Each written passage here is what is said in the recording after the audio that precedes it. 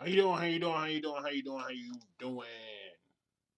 This Red Zone News. Check it out, man.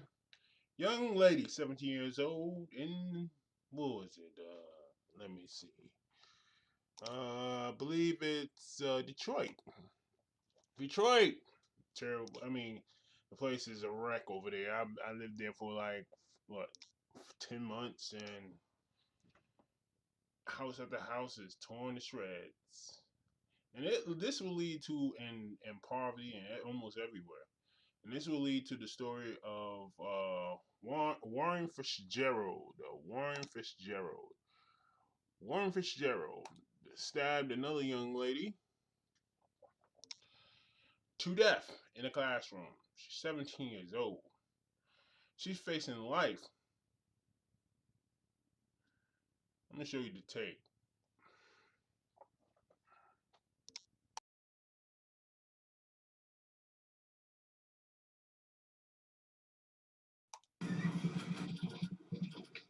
Calling the matter, People versus Tanea Lewis, the officer in charge here. Yes, I am, Your Honor. Officer Sadell, please raise your right hand. You swear affirm the testimony you're going to give us the truth and nothing but the truth. I do, Your Honor. Very good. Your factual basis to establish the warrant. Your Honor, on 9/12/2018 at approximately 8:28 hours, officers responded to 23-200 Ryan Fitzgerald High School, room C227, in reference to a stabbing. As the class was in transition, defendant approached the victim, producing a straight-edged kitchen knife that she brought from home and stabbed the victim 2 times in the upper chest, one striking her heart. Victim tried to flee from the defendant, with defendant chasing her around the classroom. Defendant stabbed the victim one more time in the back, at which time the victim fell to the floor. The defendant then stabbed with a hammer fist punch, stabbed to the back, which punctured her lung. Defendant was pushed from the classroom by the teacher. The defendant then tried to get around the teacher to get back in the classroom, yelling, "I'm going to kill her." Victim had no pulse and was pronounced dead at 09:24 hours at St. John's Oakland Hospital. Witnesses that said that the defendant was smiling and laughing as she was chasing the victim. Your Honor, we're asking for 1 count of murder in the first degree. How old was uh, Tanea Lewis on the date of the crime? Miss Lewis is 17 years old. Very good. Based on the testimony of the officer, court does find there's sufficient evidence to support 1 count of premeditated murder. I will sign that warrant. Thank you, Your Honor. Are you Tanea Lewis? Yes. Ms. Lewis, can you hear me okay? Yes. Ms. Lewis, you are before the court for an arraignment. Is there a representation on behalf of Ms. Lewis here? Please, the court, Mark Brown, appear on behalf of Ms. Lewis, Your Honor. Very good. Yes. On behalf of the people? Your Honor, prosecuting attorney Eric Smith on behalf of the people. All right, today is the time set for an arraignment. Mr. I'm sorry, what's your name? Brown? Brown, Yeah, as the sorry. complaint warrant, we Okay. wait. Mr. Brown, have you had an opportunity to see the charges? Yes, Your Honor. All right, as to the reading, how do you want to proceed? We waive the formal reading, although, yes, and stand mute. All right, very good. Ms. Lewis, you are some very serious charges you're facing. I will read the charges. You are charged with 1 count of first-degree murder or homicide.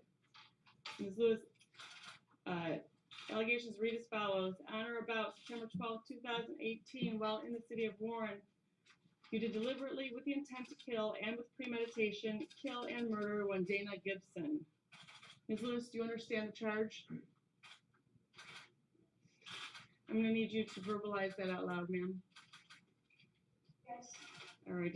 And if you are found guilty of this charge, you could face life without parole. However, I'm not sure. Is that correct, Mr. Smith? That is a potential, Your Honor.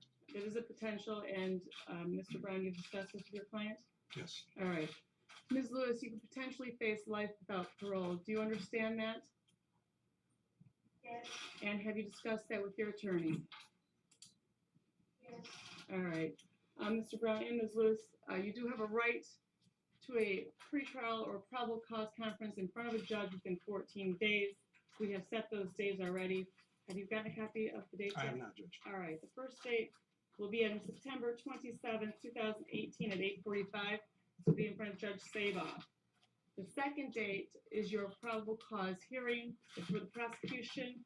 We'll have the opportunity to call witnesses to prove there's probable cause that this crime was committed, Ms. Lewis, and probable cause that you committed it. That is on October 4th, 2018 at 8:45. Here's your Thank you. date for that, sir. Thank you. Thank you very much, Judge. All right, as to bond, I'm gonna hear from both sides on this matter. Start with Mr. Brown, I'm gonna address bond on your client. If the court would entertain bond, certainly she is obviously the court, she's a high school student. It's my understanding her grade point average is 4 point plus. She's supported by her family and friends. I'm not aware of any other criminal activity prior to this particular incident. I look at that. Mr. Smith, on behalf of the people. Your Honor, the defendant faces first-degree murder, premeditated. Your Honor, the defendant faces the potential of life in prison without parole. Despite, even given her age of 17, she could still face life in prison without parole. Your Honor, the victim in this case was a 16-year-old girl murdered inside of a high school. And that murder in a high school is the first in Macomb County history of a murder inside of any school in Macomb County. I think given all that, Your Honor, this defendant should not see the streets and should be locked up for the rest of this case. So we're asking for no bond. All right, there's a balancing act when considering bond. I do recognize we have a 17-year-old here. She is, in the eyes of the court, an adult, and this is certainly an adult crime. We really need to look at the protection of society, and I believe there were a bunch of witnesses to this, when this happened. It was in the classroom, as stated in the information. Do we know approximately how many witnesses? There's about 20 to 25 witnesses, Your Honor.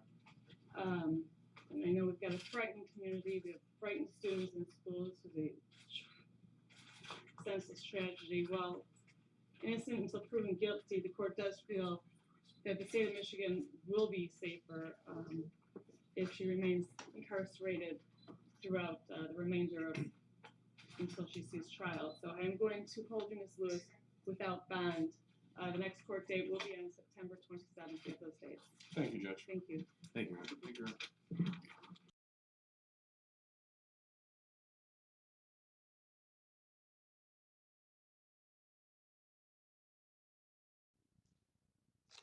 Warren Fitzgerald is the name of the school, so I'm gonna have to apologize on that. This little grounder, okay, grounder from the series 100, all right, came up in the school with 25 witnesses and stabbed a young lady, 17 years old. Now she's in the process of spending the rest of her life in prison. Okay, not something you wanna you talk to your teacher when you want to grow up to be.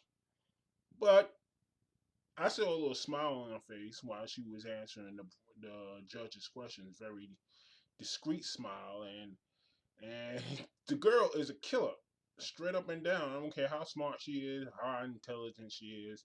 She's just a smart grounder losing her freaking mind. Okay, from the series 100, and that's simple as that. The 100, okay, the grounder, little warrior child that tries to kill anything in sight. This grounder is only 17 years old, and she's only going. She's not going to see the light of day for the rest of her life without parole. These kids are getting younger. These kids are killing at a young age. And what she did it with a knife. She brought it to a school and stuff like that. She killed the girl, premeditated, a personal premeditation. Now I would like to compare the Bothman case when he got shot in an apartment to this case. She premeditated the Boatman case. The cop premeditated, went to the guy's house, and shot him while he was in his house. And this one premeditated, went to the high school and stabbed that girl, and laughing while she was doing it, and laughing in court. They're asking for murder one. In the Bowman case, they're asking for manslaughter.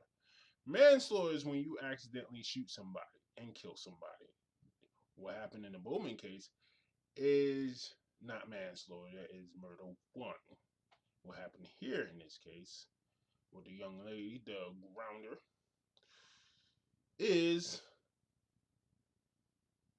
murder one.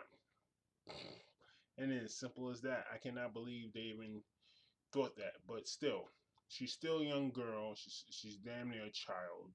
She's 17 years old, 16 years old, and the state where she resides in obviously has no problem throwing somebody in jail for life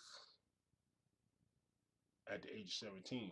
This girl didn't even live her life. She have no idea what life is. She's probably still living in her parents' apartment. She has no idea what it feels. They have a job, take care of a child. She has no idea of that. And now possibly because of that situation, she will go in jail for life.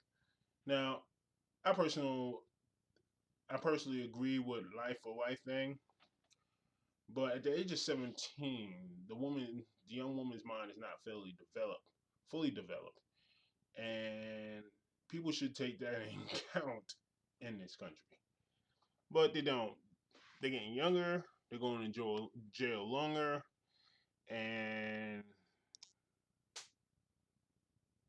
that's it. But it seems like she has no problem being going to jail. Maybe she's going home. Ground her home. This is Red Zone News. Signing off.